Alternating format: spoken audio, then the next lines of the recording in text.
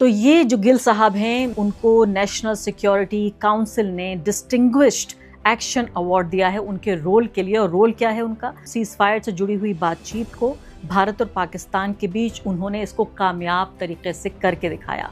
लेकिन हमें तो पूरे साल यहाँ ये बताया गया कि ऐसी कोई सीज फायर हुई नहीं। क्यों भारत लगातार बार बार नरेंद्र मोदी इससे इनकार करते रहे? जब से डोनाल्ड ट्रंप ने ये डिक्लेयर किया है कि भारत और पाकिस्तान के बीच में जो युद्ध है उन्होंने बंद कराई है, तब से नरेंद्र मोदी चुप्पी साधे हुए हैं। प्रधानमंत्री जी का कहना है कि ऑपरेशन सिंदूर कायम है और अभी भी चल रहा है वो, लेकिन जब से वो युद्ध खत्म हुआ है तब से आज तक भारतीय सरकार की तरफ से एक भी स्पष्ट तौर पर डोनाल्ड ट्रंप का क्या रोल रहा है वो हमें नहीं बताया गया है। पर क्या हम दोनों इस बात पे सहमत हो सकते हैं कि इसको एक तरह से अमेरिका की तरफ से एक आधिकारिक पुष्टि माना जाए? इसको आधा अधूरा आधिकारिक नहीं है, पूरी तरीके से आधिकारिक है। और दुनिया में अमेरिका ये दिखाने की कोशिश कर रहा है कि जो भारत और पाकिस्तान का जो युद्ध रुका वो सिर्फ और सिर्फ अमेरिका की वजह से हुआ है। झूठ पर झूठ, फिर उस झूठ को और बचाने के लिए और झूठ, फिर 70 झूठ क्यों बोले चले जा रहे हैं पिछले 7 महीने से? घरेलू डोमेस्टिक पॉलिटिक्स के अनुरूप जिस तरीके से उन्होंने पूरा फॉरेन अफेयर्स की अपनी विश्वगुरु की छवि बनाई है, वो एक तरीके से सिर्फ बढ़ा चढ़ा के नहीं है, वो एक तरीके से झूठी भी है। झूठी मूठी जीत को दिखाकर पाकिस्तान आगे बेच रहा है, किस तरह से लेवरेज कर रहा है और बिलियंस ऑफ डॉलर्स की डील उसे हासिल हो रही हैं। तो नैरेटिव के स्तर पर भी कहीं ना कहीं भारत बहुत ज्यादा अपने को स्थापित नहीं कर पाया। डेलीगेशन भेजने के बाद, करोड़ों रुपए भेजने के बाद भी हमारे देश का मीडिया जो फेक खबरें चला रहा था उसको भी विश्व स्तर पर लेवरेज किया उन्होंने, पाकिस्तान ने। और इस पूरे खेल में भारत जो है वो एक तरीके से अलग थलग होकर रह गया है। नमस्कार, द वायर में आपका स्वागत है। मैं हूं आरफा खानम शेरवानी। 2025 बिल्कुल अपने खात्मे पर है। 2026 की शुरुआत है। खबरों की दुनिया में हल्की मंदी छाई हुई है, लेकिन अगर मंदी नहीं भी होती तो जो खबर मैं आपको बताने जा रही हूँ अगले कुछ मिनटों में, जिस पे हम चर्चा करेंगे, वो एक ऐसी खबर है कि ना तो आपको किसी अखबार में नजर आएगी, ना ही किसी टीवी चैनल पर नजर आएगी। हो सकता है किसी अंग्रेजी अखबार के अंदर वाले पन्नों पर एक कॉलम में ऐसी खबर छप जाए जिसको आप कभी ना पढ़ पाएं, लेकिन यहाँ पर हम उसे मुख्य खबर बनाकर आपके सामने चर्चा कर रहे हैं। क्योंकि ये एक ऐसी खबर है कि पूरे साल 2025 में अगर एक खबर है जो पूरे खबरों के आकाश पर, राजनीति के आकाश पर, अंतर्राष्ट्रीय जो पूरे रिश्ते हैं उन पर छाई रही और साथ साथ आंतरिक सुरक्षा का मामला, वो है ऑपरेशन सिंदूर। और ऑपरेशन सिंदूर से ही जुड़ी एक खबर है जिसको आप तक लाने से बचाया जा रहा है, छिपाया जा रहा है। उसी खबर को हम आप तक लेकर आएंगे। खबर यह है कि जो इंडियन ओरिजिन के यानी कि भारतीय मूल के अमरीकी अधिकारी हैं, उनका नाम है रिकी गिल। जी हाँ, ये खबर देखिए अपनी स्क्रीन पर सामने। तो ये जो गिल साहब हैं, मैंने आपको बताया रिकी गिल जिनका नाम है, उनको नेशनल सिक्योरिटी काउंसिल ने डिस्टिंग्विश्ड एक्शन अवार्ड दिया है उनके रोल के लिए। और रोल क्या है उनका? सीज फायर हुई है, नेगोशिएशन, सीज फायर से जुड़ी हुई बातचीत को भारत और पाकिस्तान के बीच उन्होंने इसको कामयाब तरीके से करके दिखाया। लेकिन हमें तो पूरे साल यहाँ ये बताया गया कि ऐसी कोई सीज फायर हुई नहीं जो यूनाइटेड स्टेट्स ने या डोनाल्ड ट्रंप ने जिसकी मध्यस्थता की हो। ये तो हमारे विश्वगुरु मोदी जी, जब पाकिस्तान बिल्कुल अपने हमारे कदमों पर आ गया था, उसके बाद वो गिड़गिड़ाया था, उसके बाद हमने इसे सीज फायर को अंजाम दिया। यहाँ सवाल ये नहीं पैदा होता कि भारत ने सीज फायर किया या नहीं। अगर भारत के हित में ये था तो प्रधानमंत्री को इस बात का पूरा अधिकार था कि वो ये फैसला लें कि कब उन्हें सीज फायर करना है, कब उनको युद्ध करना है। लेकिन सबसे बड़ी बात जो है इसमें, पहली बात तो देश को विश्वास में लेना, नंबर 1। और देश को विश्वास में लेने का मतलब ऑपोजिशन को विश्वास में लेना है, अपनी सरकार को विश्वास में लेना है। और दूसरी बात यह है, विश्वास में लेने के अलावा जो पारदर्शिता अपनाने की बात है। यहाँ मेरी सबसे बड़ी शिकायत ये नहीं है कि युद्धबंदी नहीं होनी चाहिए थी। अगर युद्धबंदी अच्छी है भारत के लिए, भारत के हित के लिए, तो युद्धबंदी हो, और अगर युद्ध अच्छा है तो युद्ध हो। लेकिन सबसे महत्वपूर्ण बात यहाँ पर यह है कि ये जो, जैसे कहते हैं मोदी जी, हिपोक्रेसी की भी सीमा होती है। यानी लगातार इस बात को छिपाया गया। और अब हम क्या ये कह सकते हैं कि आधिकारिक रूप से इस बात की पुष्टि हो चुकी है अब कि बाकायदा भारत और पाकिस्तान के बीच सीज फायर की मध्यस्थता अमेरिका ने की, वो भी भारतीय मूल के एक अमरीकी अधिकारी के जरिए इस मध्यस्थता को अंजाम दिया गया। बाकायदा वहाँ के जो यूएस सेक्रेटरी ऑफ स्टेट हैं, उन्होंने कहा कि हमने उनके इस महत्वपूर्ण योगदान को मान्यता देते हुए उन्हें हम अवार्ड दे रहे हैं उनको, और उनका कंट्रीब्यूशन है to internal coordination and diplomatic outreach. ये कौन है? अब इनके बायो पे जाइए आप। रिकी गिल साहब के स्पेशल असिस्टेंट हैं प्रेसिडेंट के, और इसके अलावा वो एनएससी सीनियर डायरेक्टर हैं for south and central Asia, यानी कि ये पूरा खित्ता इन्हीं के अंडर आता है। इसके अलावा दूसरी खबर स्क्रीन पे देखिए आप, इसी से जुड़ी हुई है, और यहाँ सवाल ये पैदा हो रहा है, इसमें लिखा है कि Pakistan leverages India conflict to ink record $4 billion arms sale to Libya. Libya को $4 बिलियन की हथियार बेच रहा है पाकिस्तान। यानी ये जो भारत के साथ जो युद्ध हुआ था उसी को आगे रखते हुए कि हम कितने कामयाब रहे।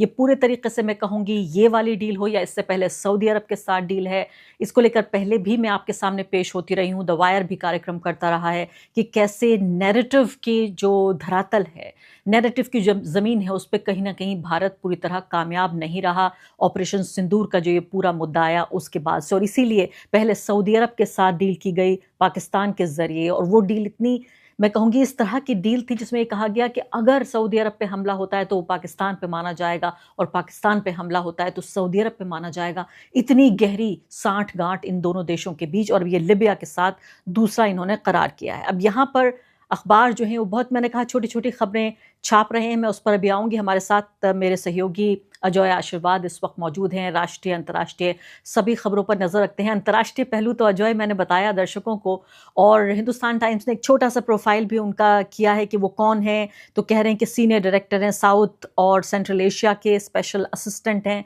यानी खास जो है उनकी भूमिका है, यूएस प्रेसिडेंट के स्पेशल असिस्टेंट हैं, और उनको ये अवार्ड मिला है। इसके बारे में इनकी डिग्रियों को भी गिनाया गया है यहाँ पर कि अलग अलग कहाँ से इन्होंने, कैलिफोर्निया से इन्होंने डिग्री की है, यूनिवर्सिटी ऑफ कैलिफोर्निया बर्कली से उन्होंने किया है, और काफ़ी महत्वपूर्ण ये व्यक्ति माने जाते हैं। अब मैं आपसे घरेलू स्तर पर ये पूछना चाहती हूँ कि लगातार कांग्रेस पार्टी ये कह रही है कि कम से कम 50 बार डोनाल्ड ट्रंप ने पिछले 6 महीने से ज़्यादा में ये कहा कि मैंने कराई ये सीज़ फायर, मैंने कराई ये युद्धबंदी, मैंने फ़ोन किया, मैंने ये कहा कि अगर तुम्हारे साथ मैं ट्रेड नहीं करूँगा, कारोबार नहीं करूँगा अगर युद्धबंदी नहीं होगी। क्यों भारत लगातार बार बार नरेंद्र मोदी इससे इनकार करते रहे? आरफा, मुझे लगता है नरेंद्र मोदी इसमें अगर इनकार भी कर देते तो भी वो हमारे लिए एक बड़ी बात होती, मगर नरेंद्र मोदी जब से डोनाल्ड ट्रंप ने ये डिक्लेयर किया है कि भारत और पाकिस्तान के बीच में जो युद्ध है उन्होंने बंद कराई है, तब से नरेंद्र मोदी चुप्पी साधे हुए हैं। वो एक भी बात कुछ भी नहीं कह रहे हैं, और बीजेपी के लीडर भी इस तरीके से, कुछ ऐसे छोटे मोटे लीडर आकर कह देते हैं कि ये ट्रंप ने नहीं कराया है, लेकिन जो ऑफिशियल जो जिनसे ये बातें आनी चाहिए, चाहे वो नरेंद्र मोदी हो, चाहे वो कैबिनेट कमिटी ऑफ सिक्योरिटी हो, उनसे अभी तक ये सारी चीजें बात नहीं आई है।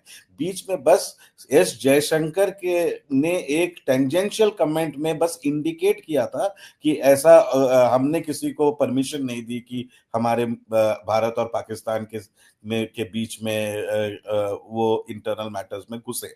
बस इतना कहा था, उन्होंने भी साफ तौर पे नहीं कहा था कि इसमें डोनाल्ड ट्रंप का रोल क्यों है। आज तक जब से ऑपरेशन सिंदूर खत्म हो चुका है, हालांकि नरेंद्र मोदी जी का और प्रधानमंत्री जी का कहना है कि ऑपरेशन सिंदूर कायम है और अभी भी चल रहा है वो, लेकिन जब से वो युद्ध खत्म हुआ है तब से आज तक भारतीय सरकार की तरफ से एक भी स्पष्ट तौर पर डोनाल्ड ट्रंप का क्या रोल रहा है वो हमें नहीं बताया गया है। इसके बनाम अगर आप यूएस में देखें तो लगातार डोनाल्ड ट्रंप कहे जा रहे हैं कि उनको नोबेल प्राइज मिलना चाहिए, जिस तरीके से उन्होंने कई युद्धें रुकवाई हैं, किस तरीके से मीडिएट किया है, और बल्कि ये भारत और पाकिस्तान का जो युद्ध है उसको भारतीय सरकार ने नहीं, उन्होंने ट्विटर एक्स पे जाकर उन्होंने ये कहा कि उन्होंने रुकवाया है। और आज जो रिकी गिल को सम्मानित किया गया, रिकी गिल कोई ऐसे वैसे छोटे ऑफिशियल नहीं है वो, जैसा कि आपने उनका परिचय दिया कि किस तरीके वो सीनियर डायरेक्टर है साउथ एशिया और सेंट्रल एशिया में जो नेशनल सिक्योरिटी काउंसिल है उनके सीनियर डायरेक्टर है, भारतीय मूल के अमेरिकन है वो। और हम जो एज पॉलिटिकल रिपोर्टर हमें रिकी गिल की पहचान तब होती है जब वो लगातार बड़े बड़े इंडस्ट्रियलिस्ट, यहाँ के जो बड़े पॉलिटिशियंस हैं उनके साथ डिनर मीटिंग्स करते हैं जिनकी खबरें नहीं आती हैं, लेकिन रिकी गिल भारत में और पाकिस्तान में बहुत ही ज्यादा प्रभावशाली है। और उनको और कोई नहीं, US secretary of state Marco Rubio जो पूरा देख रहे हैं ये फॉरेन अफेयर्स, उन्होंने सम्मानित किया है ये कहते हुए कि इनकी सीज फायर में बहुत बड़ी भूमिका है। और आज तक हमें नहीं बताया गया है भारत सरकार के द्वारा कि यहाँ पे अमेरिका का क्या रोल रहा।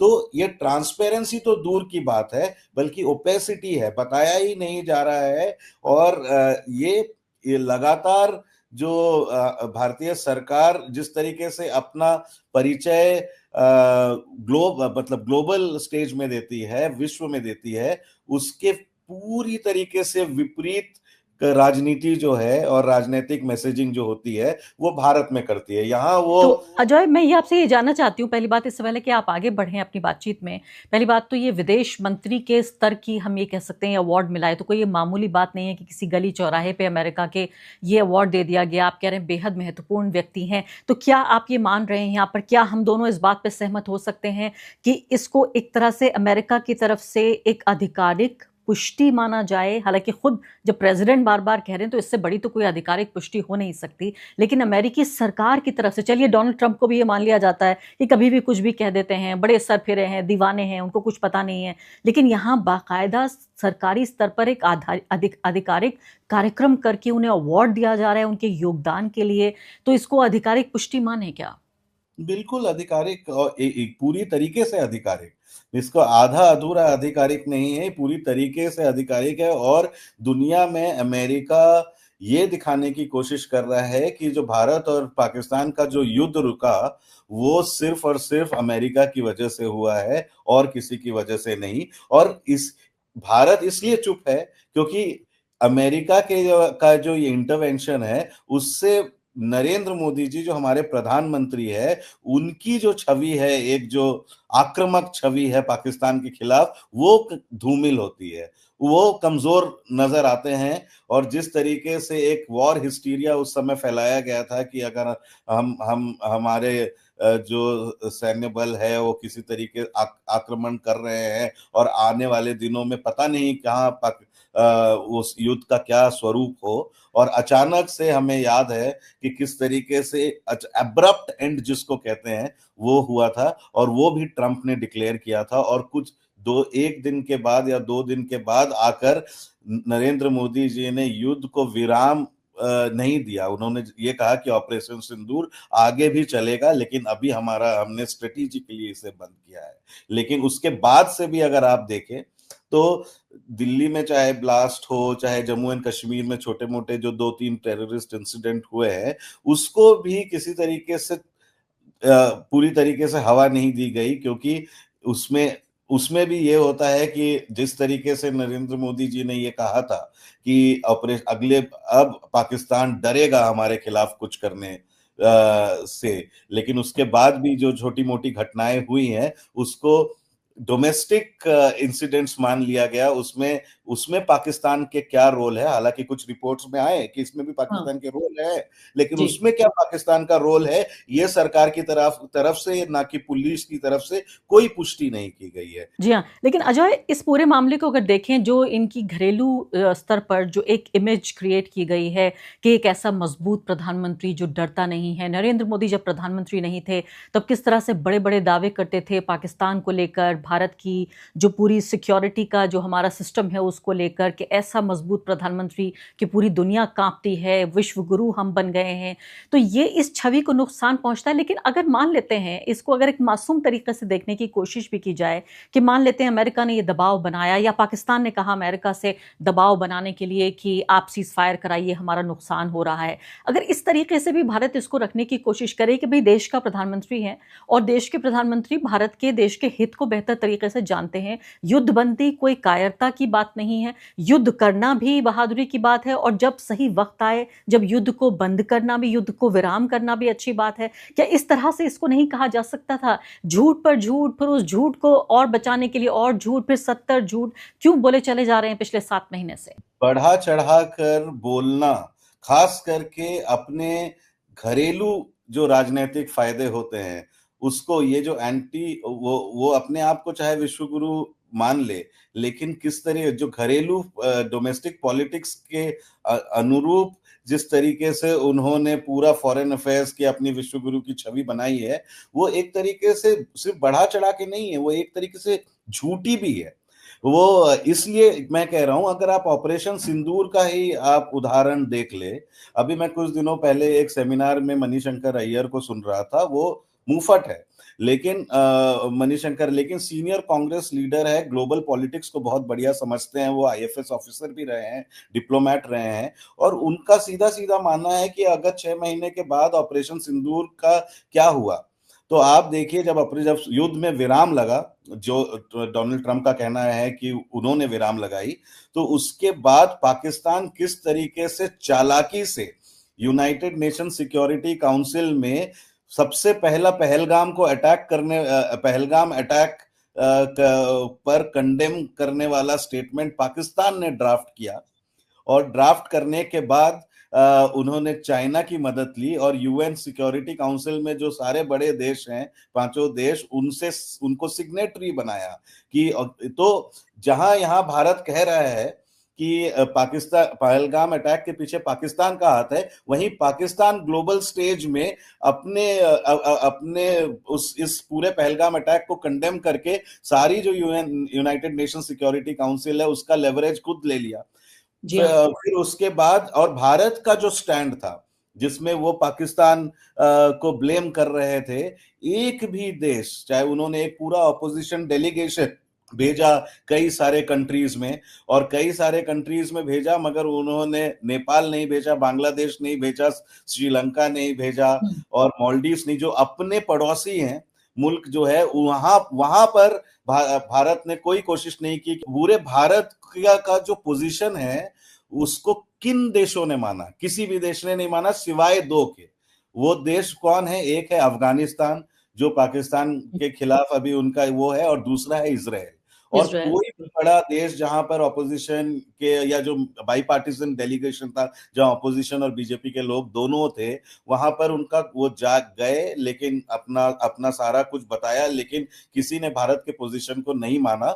और इसके बनाम आप देखिए पाकिस्तान का जो स्टेटमेंट है, वो यूनाइटेड नेशन काउंसिल में उन्होंने अपने आप को पहलगाम से और इसके अलावा ये भी बताना चाहती हूँ आपको, मैंने अपनी प्रस्तावना में भी यही कहा था कि सऊदी अरब से लेकर लिबिया तक किस तरह से ये जो जंग हुई, ये जो ऑपरेशन सिंदूर हुआ, इसमें अपनी झूठी मूठी जीत को दिखाकर पाकिस्तान आगे बेच रहा है, किस तरह से लेवरेज कर रहा है, और बिलियंस ऑफ डॉलर्स की डील उसे हासिल हो रही हैं। तो नैरेटिव के स्तर पर भी कहीं ना कहीं भारत बहुत ज़्यादा अपने को स्थापित नहीं कर पाया, डेलीगेशन भेजने के बाद, करोड़ों रुपए भेजने के बाद भी, और इतनी भारी भरकम मीडिया यहाँ जो दिन रात सरकार के गुणगान करती है, लेकिन ये सब कुछ साबित नहीं कर पाए। और बल्कि मतलब इंडिया की छवि, जो भारत का जो मीडिया है, जो पूरी हर समय सरकारी गुणगान करता रहता है, वो उन्होंने भारत की छवि विश्व स्तर पे खराब की। भारत के ही खुद की गवर्नमेंट का बड़ा ही केयरफुली वर्डेड स्टेटमेंट्स आ रहा था कि वो आक्रामक रवैये से नहीं कर रहे थे, बल्कि उनका एक्शन डिफेंसिव था, अपने आप को बचाने के लिए कर रहे थे।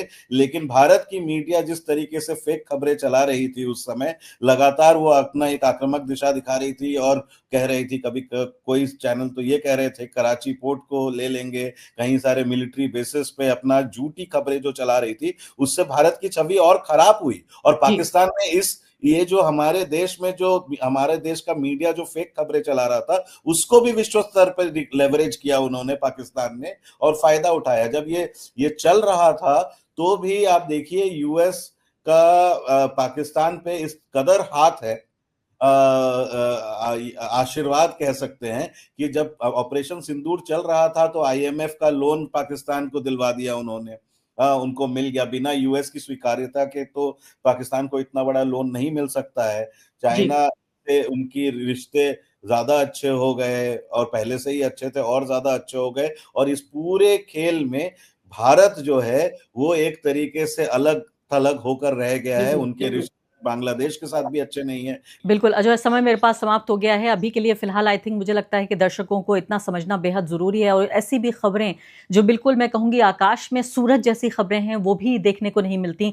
हमने इसीलिए इस खबर को प्रमुखता से आपके सामने हम लेकर आए, क्योंकि हमारी जिम्मेदारी है पत्रकार के तौर पर भी कि हम आप तक कम से कम, अगर सरकार पारदर्शिता नहीं अपना रही है तो पत्रकार आप तक ज़रूर जो ज़रूरी खबरें वो लेकर आएँ। बहुत बहुत शुक्रिया अजय आपका। द वायर के और वीडियोस देखने के लिए सब्सक्राइब करें और बेल आइकन पर क्लिक करें।